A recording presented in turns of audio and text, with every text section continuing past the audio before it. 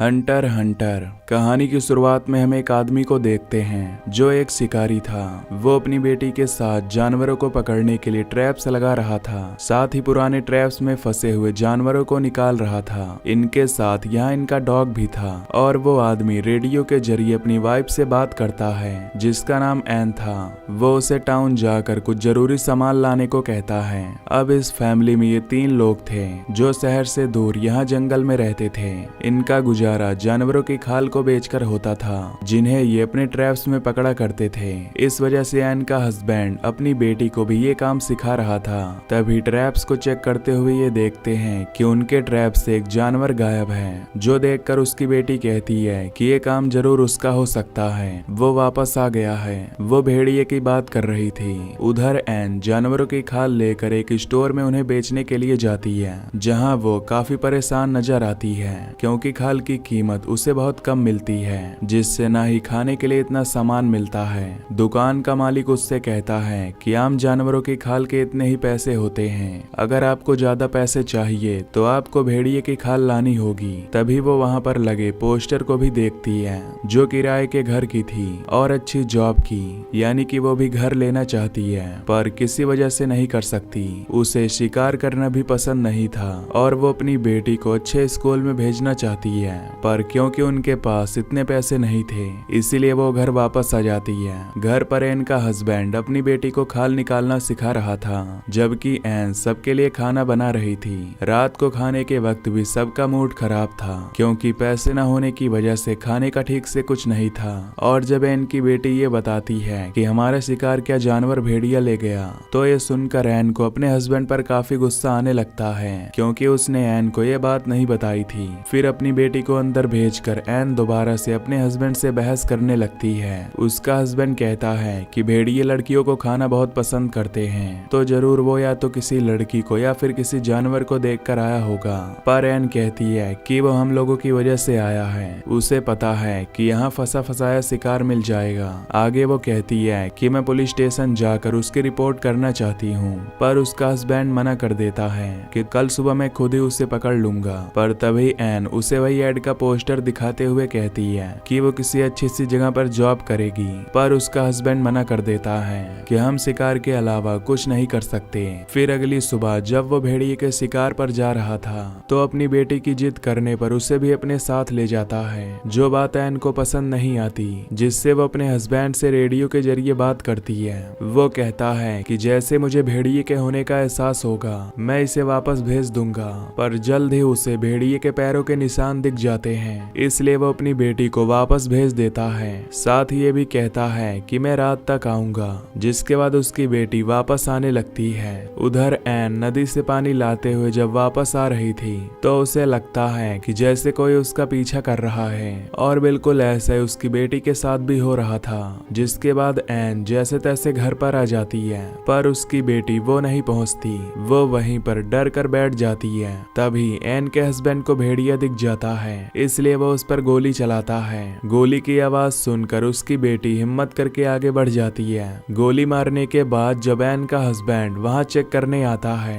तो देखता है कि भेड़िया यहाँ नहीं है, पर वहाँ एक चीज देखकर उसकी हालत खराब हो जाती है, जो एक लड़की का कटा हुआ हाथ था जिसे वो भेड़िया खा रहा था। अब सड़क पार करके जंगल की दूसरी तरफ आकर वो आगे बढ़ने लगता है, जहाँ का नजारा देखकर वो हैरान रह जाता है क्योंकि वहाँ लड़कियों की कटी हुई लाशें थी, जिन्हें बड़ी बेरहमी से काट कर एक गोल दायरे की तरह रखा गया था, जो भेड़िए का काम नहीं हो सकता था। जिससे वो समझ जाता है कि जंगल में भेड़िए के अलावा एक कातिल भी घूम रहा है जो यह सब कर रहा है, यानी लड़कियों को बेरहमी से मार रहा है। जिसे देखकर वो एकदम घबरा जाता है क्योंकि अब उसकी फैमिली को भी खतरा है, क्योंकि 2 औरतें उसके घर में भी मौजूद थीं और इस खतरनाक कातिल से निपटना आसान नहीं होगा।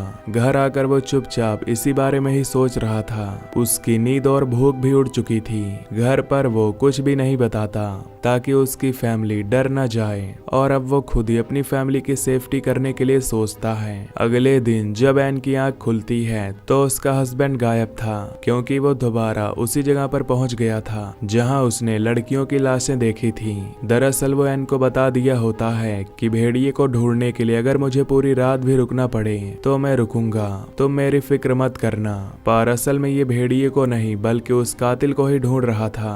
एन और उसकी बेटी जब नदी किनारे होती हैं तो उसकी बेटी देखती है कि यहाँ उसका डॉग नहीं है, इसीलिए वो उसे ढूंढने चली जाती है। पर तभी उसके सामने वही भेड़िया आ जाता है जो इनकी तरफ बढ़ने लगता है। उसे देखकर एन जोर जोर से चिल्लाने लगती है, जिससे भेड़िया वहां से भाग जाता है और अब ये दोनों माँ बेटी तुरंत ही अपने घर आ जाती हैं। पर क्योंकि उनका डॉग बाहर ही रह गया था, इसलिए एन गन लेकर उसे ढूंढने जाती है, जहां उसे डॉग तो मिल जाता है पर मरा हुआ, क्योंकि भेड़िए ने उसका भी काम तमाम कर दिया था, जिससे एन को काफी दुख होता है। वो वापस आकर अपनी बेटी से झूठ बोल देती है कि अभी तक डॉग नहीं मिला, जब तुम्हारे डैड आ जाएंगे तो हम उसे ढूंढ लाएंगे। डॉग की मौत के बारे में वो अपनी बेटी को इसीलिए नहीं बताती ताकि वो डरे ना। और इस मूवी का नाम हंटर हंटर इसीलिए है क्योंकि ये शिकारी फैमिली दो हंटर्स के बीच फंस गई है, एक भेड़िया और दूसरा वो कातिल। खैर अब ऐसे ही सुबह हो जाती है, लेकिन एन का हस्बैंड ना खुद वापस आता है और ना ही उसका कोई फोन आता है। दोनों माँ बेटी फिर अपने ट्रैप्स को चेक करने जाती हैं, जहां आज भी इनका एक शिकार गायब था। वहां इनको एक अंगूठी मिलती है जो शायद उसी लड़की की होगी जिसे भेड़िए ने खाया है, इसीलिए वो सीधा पुलिस स्टेशन चली जाती है भेड़िए के खिलाफ रिपोर्ट करने। उधर पुलिस ऑफिसर्स के बॉस एक भालू की लाश लेकर जब पुलिस स्टेशन वापस आ रहे थे तो उन्हें रास्ते में एक खाली गाड़ी दिखती है, जिस पर ज्यादा ध्यान न देते हुए वो पुलिस स्टेशन में आ जाते हैं, जहां एन भी थी, जो उन्हें सारी बात बता देती है, जिस पर वो बताते हैं कि आपका एरिया हमारे अंडर नहीं आता, साथ ही हम भेड़िए को भी नहीं पकड़ सकते क्योंकि उसकी कोई गलती नहीं है। वो वही कर रहा है जो वो हमेशा से ही करता है। जंगल में तुम रहते हो तो गलती तुम्हारी है, इसलिए एन को थोड़ा बहुत खाना लेकर घर वापस आना पड़ता है। फिर वो अपने डॉग को दफनाकर एक हिरन के बच्चे को मारकर अपने साथ घर ले आती है ताकि उसे खा सके। उसके हस्बैंड का कुछ अता पता नहीं था और खाना खत्म हो रहा था, इसलिए अब एन को ही सब करना था। एन अपनी बेटी के साथ मिलकर हिरन की खाल को उतारती है, जिसके बाद ये दोनों उसे पकाकर खाने लगती हैं। तभी अचानक रेडियो पर कुछ हलचल महसूस होती है। एन बोलती है तो उसे कुछ साफ आवाज नहीं आती। फिर रात को जब ये दोनों माँ बेटी सो रही थी तो अचानक इनकी आंख खुल जाती है क्योंकि जंगल से किसी के चिल्लाने की आवाज आ रही थी। जब ये चेक करने जाती हैं तो हम देखते हैं कि ये एन का हस्बैंड नहीं बल्कि कोई अनजान आदमी है जो काफी जख्मी था और मदद मांग रहा था। तब एन अपनी बेटी को वापस घर छोड़कर एक चीज पर उस आदमी को लिटाकर अपने घर ले आती है क्योंकि भेड़िया उनके आसपास भी हो सकता है। चेक करने पर उस आदमी के पास एक रेडियो निकलता है, साथ ही उसकी टांग की हालत भी काफी खराब थी। अब ये रात भी गुजर जाती है। अगली सुबह जब एन की बेटी उसके पास आती है तो अचानक उसकी आंख खुल जाने की वजह से वो घबरा जाती है और अपनी मॉम को बुला लेती है। उसके मांगने पर एन उसे पानी पिलाती है और टांग के जख्म पर टांके भी लगा देती है। उसे देख एन की बेटी को अजीब लग रहा था, इसीलिए वो अपनी मॉम से कहती है कि डैड ने कहा था कि कभी भी किसी अनजान आदमी पर भरोसा मत करना। जो सुन एन कहती है कि वो कितना जख्मी है और अगर तुम्हारे डैड यहाँ होते तो वो भी इसकी मदद करते। उधर बॉस दोबारा से जब पुलिस स्टेशन आ रहा था तो उसे वो गाड़ी फिर से वहीं खड़ी हुई दिखती है, जिससे वो समझ जाता है कि पिछले 2 दिन से ये गाड़ी यहीं खड़ी है। वो अपनी गाड़ी से उतरकर आसपास देखने लगता है और जब उसे कोई भी दिखाई नहीं देता तो उस गाड़ी का नंबर नोट कर लेता है। इधर वो आदमी अपना नाम लू बताता है। एन उससे पूछती है कि इस जंगल में ज्यादा लोग नहीं आते तो तुम क्या कर रहे थे। इस पर लू बताता है कि मैं इस जंगल की तस्वीरें लेने आया था, लेकिन रास्ते में मेरी गाड़ी खराब हो गई तो मैं पैदल ही जंगल में आगे बढ़ गया, जहां मुझ पर किसी ने हमला कर दिया जिसे मैंने देखा नहीं, और वो गाड़ी जो यहाँ खड़ी है वो मेरी ही है। अब उसे हॉस्पिटल जाने की जरूरत थी पर इन्हें भेड़िए का डर था। खैर फिर भी एन अपनी बेटी की मदद से उसे गाड़ी तक ले जाने की कोशिश करती है, पर तभी रास्ते में लू दर्द से चिल्लाने लगता है, इसलिए उन्हें दोबारा से घर वापस आना पड़ता है। दोनों माँ बेटी अब ट्रैप लगाकर वहां आग जला देती हैं ताकि ये लोग उस भेड़िए से बच सकें। उधर बॉस सोच में पड़ा था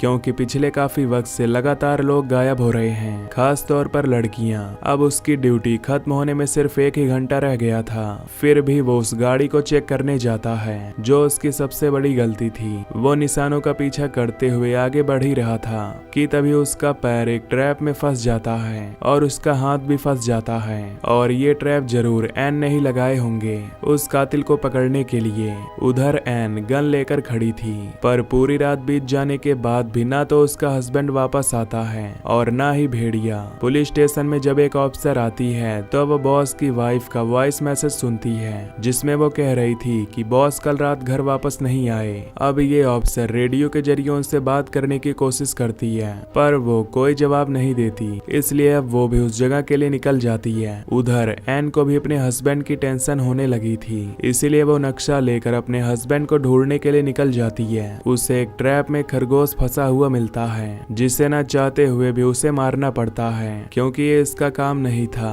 अब तभी रेडियो में हलचल होने लगती है, इसीलिए वो दोबारा से आगे बढ़ने लगती है, जहाँ जाकर वो काफी डर जाती है, क्योंकि वहाँ उसके हस्बैंड की लाश पड़ी हुई थी। उसे देखकर वो फूट फूट कर रोने लगती है और अब जाकर उसे सारी बात समझ आती है। दरअसल उसके हस्बैंड को भेड़िए ने नहीं बल्कि लू ने मारा होता है, क्योंकि वही वो कातिल है जिसने बाकी लड़कियों को भी मारा था। एन के हस्बैंड ने उसे पकड़ लिया था, पर लू उसे मारकर भाग गया। फिर भी उसके हस्बैंड ने लू को काफी जख्मी कर दिया था, लेकिन एन उसे अपने घर में लाकर उसकी जान बचा ली, जो उसके हस्बैंड का कातिल है। अब ये जानते ही वो गन लेकर जल्दी से घर की तरफ निकल पड़ती है, क्योंकि उसने अपनी बेटी को लू के साथ अकेला छोड़ दिया था। उधर ऑफिसर भी उस जगह पर आकर बॉस को ढूंढने लगती है। बॉस को जब महसूस होता है कि कोई यहाँ पर है, तो वो अपने गन से 2-3 गोलियां चलाता है, जिससे बहुत जल्द ऑफिसर उसे ढूंढ लेती है और उसे ऐसे ट्रैप में फंसा हुआ देखकर तुरंत यहाँ पर फोर्स को बुला लेती है। एन ध्यान से घर के अंदर जाती है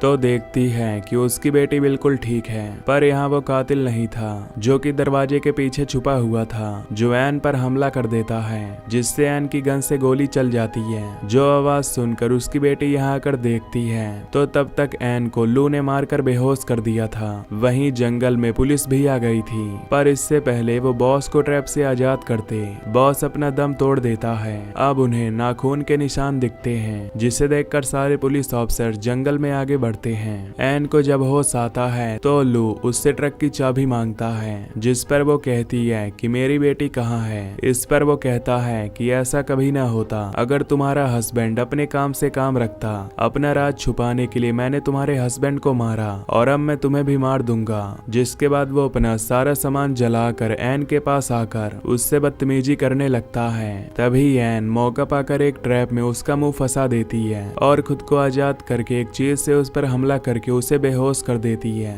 अब अगले कमरे में जाकर एन वहाँ देखकर रोने लगती है, क्योंकि वहाँ उसकी बेटी की लाश पड़ी हुई थी, जो हमें दिखाई नहीं जाती। यानी वो कातिल जो इंसान के रूप में जानवर बना हुआ था, उसकी बेटी को भी मार दिया। इसीलिए वो अपने हस्बैंड और बेटी का बदला लेने का तय करती है और वो लू को रस्सी से लटकाकर उसके हेडफोन्स लगाकर गाने सुनने लगती है। जिसके बाद वो लू की भी खाल उतारने लगती है, बिल्कुल किसी जानवर की तरह, क्योंकि वो भी किसी जानवर से कम नहीं था। कुछ ही देर में वो उसके पूरे ही शरीर की खाल उतार देती है, जिससे उसका बहुत सारा खून बहने लगता है। इतनी ही देर में पुलिस भी बाहर आ चुकी थी, लेकिन तब तक एन ने अपना काम कर दिया था। वो उसे अपने साथ बाहर ले जाती है, जिसे देख पुलिस वाले काफी हैरान होते हैं। पुलिस अंदर जाकर चेक करते हैं तो वहाँ लू अभी भी जिंदा था, पर उसकी हालत बहुत ही खराब थी, जो काफी भयानक दिख रहा था। वहीं गाने सुनते हुए एन एक जगह पर बैठ जाती है और अपनी फैमिली को याद करते ही गाने बंद कर देती है, और इसी के साथ ही मूवी यहीं पर खत्म हो जाती है। तो दोस्तों, अगर आपको यह एक्सप्लेनेशन पसंद आई हो तो वीडियो को लाइक और चैनल को सब्सक्राइब कर दीजिए। Till then take care, love you, bye bye.